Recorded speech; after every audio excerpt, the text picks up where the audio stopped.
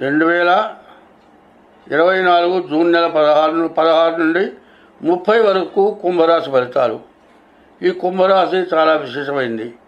ఈ కుంభరాశిలో పుట్టినటువంటి వాళ్ళు ఈశ్వరాంశ సంభూతులు అంటారు. అంటే కోటీశ్వరులు, లేకపోతే కోటీశ్వరులతో సమానమైనటువంటి స్వభావం గలవాళ్ళు. వాళ్ళ యందు ఈశ్వరుడు యొక్క శక్తి ఉంటుంది. కానీ కుంభరాశిలో ఎన్ని కష్టాలు వచ్చినా కూడా అన్నీ తప్పించుకొని బయటపడగలుగుతారు. ఈ కుంభరాశిలో శని ఇంకొక సంవత్సరం పాటు ఉన్నాడు. ఈ సంవత్సరం కాగానే ఈ కుంభం నుంచి శని మీనానికి మారబోతున్నాడు. ఈ టైంలో ఈ కుంభరాశి వాళ్ళు చాలా జాగ్రత్తగా ఉండటం చాలా మంచిది. అయితే ద్వాదశం కంటే జన్మం చాలా ఇబ్బంది పెడతాడు. కాబట్టి ఈ కుంభరాశి వాళ్ళు చాలా జాగ్రత్తగా ఉండాలి. తర్వాత ఈ రాశి వాళ్ళకి తర్వాత కుంభం తర్వాత మీన రాశిలో కూడా రాహువు బాగాలేరు. తర్వాత మేషరాశిలో కుజుడు బాగున్నాడు. మరి వృషభ రాశిలో గురువు బాగాలేరు. తర్వాత మిథున రాశిలో రవిబుధులు బాగాలేరు. అట్లాగే కన్యలో కేతు బాగాలేరు. బాగున్నటువంటి గ్రహాలు శని, రాహువు, గురువు, రవి, బుధుడు, కేతువు. ఈ గ్రహాలన్నీ 1, 2, 3, 4, 5 గ్రహాలు బాగాలేవు. బాగున్న గ్రహాలు ఏమిటాయంటే 2 గ్రహాలు 1, 2, 3, 4, 5, 6 గ్రహాలు శని, రాహువు, గురువు, రవి, బుధుడు, కేతువు. ఈ 5 గ్రహాలు బాగాలేవు. రవి వల్ల ఆరోగ్యం మీద దెబ్బతీస్తుంది. బుధుడు వల్ల వ్యాపారంలో నష్టం వస్తుంది.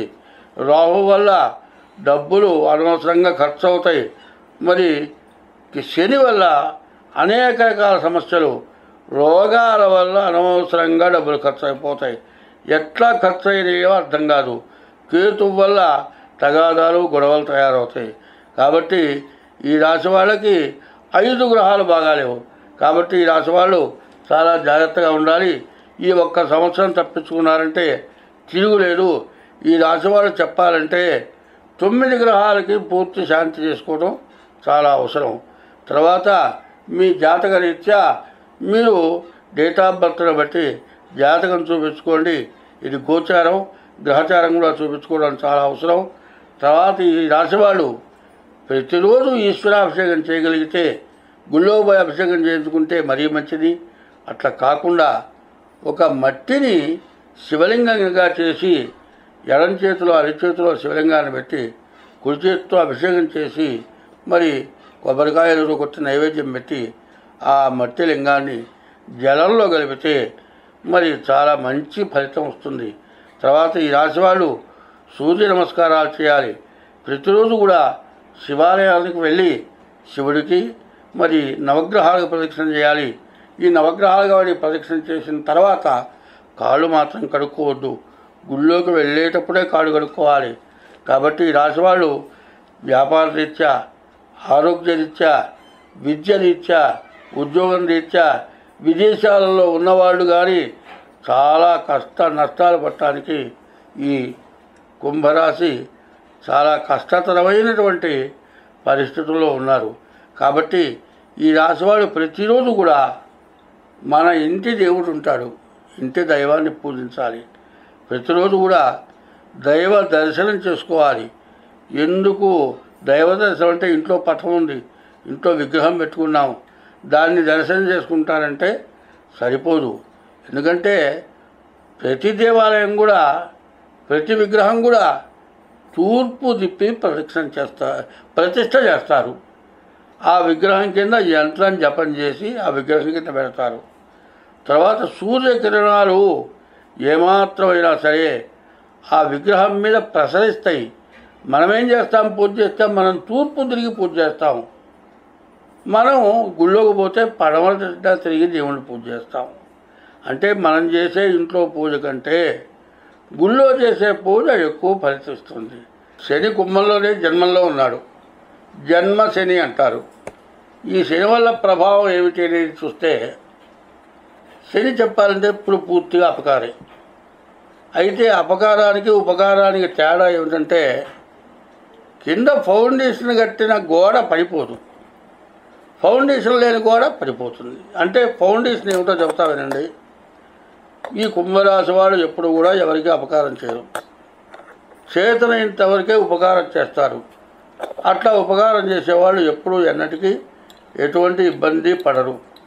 తర్వాత దీంట్లో ఆగామి సంచిత ప్రారంధాలు 3 ఉన్నాయి.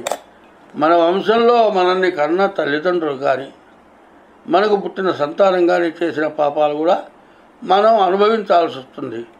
కాబట్టి ఈ శని వల్ల వచ్చేటువంటి నష్టాన్ని గురించి లెక్క అయితే శని వల్ల ఎటువంటి నష్టం జరగదు. అయితే ఆగామి సంచిత ప్రారంధాలు మనల్ని కన్నవాడు చేసే దోషం, మనం పుట్టిన తర్వాత తెలిసి తెలియక చేసే దోషం, మన పిల్లలు చేసే దోషం, ఇది మొత్తం అనుభవించక తప్పదు. కాబట్టి ఈ రాశి వాళ్ళు ప్రతిరోజు కూడా ఈశ్వరాభిషేకం, ఈశ్వర దర్శనం, నవగ్రహాలకి పూజ ఇది చాలా అవసరం. నవగ్రహ స్తోత్రం ఉంటుంది. ప్రతి నవగ్రహాల గుళ్ళో ఆ 9 శ్లోకాలు జపా కుసుమ సంకాశం కాశ్యపేయం మహాద్యుత్యం ఇట్లా ఈ శ్లోకాలు 9 రకాల శ్లోకాలు ఉంటాయి. ఆ శ్లోకాలు పారాయణ చేయండి. సూర్యుడు ఉదయించగానే నమస్కారం చేయండి. ఉదయం బ్రహ్మస్వరూపం, మధ్యాహ్నంతో మహేశ్వరం, సాయంకాలం స్వయం విష్ణు, త్రికాలం దివాకరం. పొద్దున ఉదయించేప్పుడు బ్రహ్మస్వరూపం, మధ్యాహ్నం 12 గంటలప్పుడు మహేశ్వరుడు, సాయంకాలం పూట శ్రీ మహావిష్ణువు. 3 వేళలా మీరు ఎక్కడున్నా సూర్యుడు కనబడతాడు. సూర్యుడిని నమస్కారం చేయండి. ఉదయం సాయంత్రం దైవ దర్శనం చేసుకోండి. అయితే గుళ్ళోకి వెళ్ళిన తర్వాత శివుడికి చండీ ప్రదక్షిణము అంటారు. గుళ్ళు అర్చుకుని కానీ అక్కడ తెలిసిన వాళ్ళని అడిగితే ఈ కుంభరాశి వాళ్ళు చండీ ప్రదక్షిణం చేయండి. నవగ్రహాల గుళ్ళో ప్రదక్షిణం చేయండి. దేవుడు దర్శనం చేసుకోండి, తీర్థం తీసుకోండి.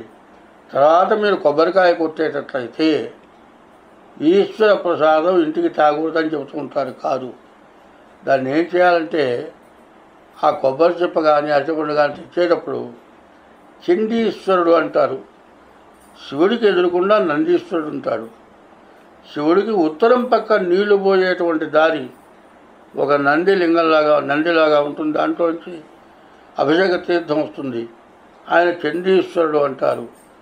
ఆ ఇచ్చిన ప్రసాదాన్ని చండీశ్వరుడికి చూసి నమస్కారం చేసి చూపించి ప్రసాదం తెచ్చుకోవచ్చు. తర్వాత ప్రదక్షిణం అయిన తర్వాత గుళ్ళో ఒక 5 నిమిషాలైనా కూర్చోవాలి. అట్లా కూర్చున్న తర్వాత బయలుదేరి సరాసరి ఇంటికే వెళ్ళాలి. మధ్యలో ఎవరి ఇళ్ళకి కానీ ఎవరితో మాట్లాడటం కానీ చేయకూడదు.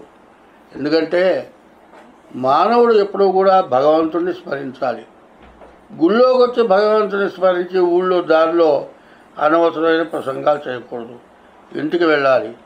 మరి గుళ్ళో కూర్చున్న తర్వాత ఇంటికి వెళ్ళంగానే కూడా ఒక 10 నిమిషాలు కూర్చోవాలి. ఆ తర్వాత కాళ్ళు కడుక్కోవాలంటే కడుక్కోవచ్చు. గుళ్ళోకి వెళ్ళి ప్రదక్షిణం అయిన తర్వాత కాళ్ళు కడుక్కోకూడదు. ఇంటికి వెళ్ళంగానే కాళ్ళు కడుక్కోకూడదు. ఇది చేసినట్లయితే మీరు చేసిన పూజలన్నీ వృధా అయిపోతాయి.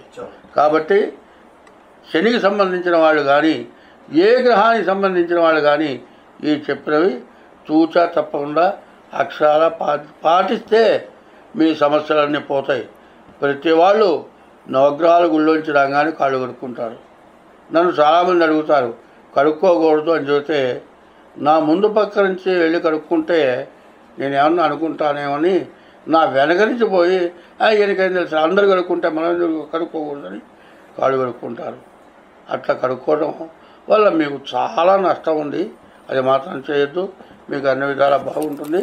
మీరు చెప్పిన విధానాన్ని మొత్తం పాటించండి. ఈ సంవత్సరం నవనాయకులు అంటారు. 9 గ్రహాలు అంటే రాజు, మంత్రి, సేనాధిపతి ఇట్లా ఉంటారు.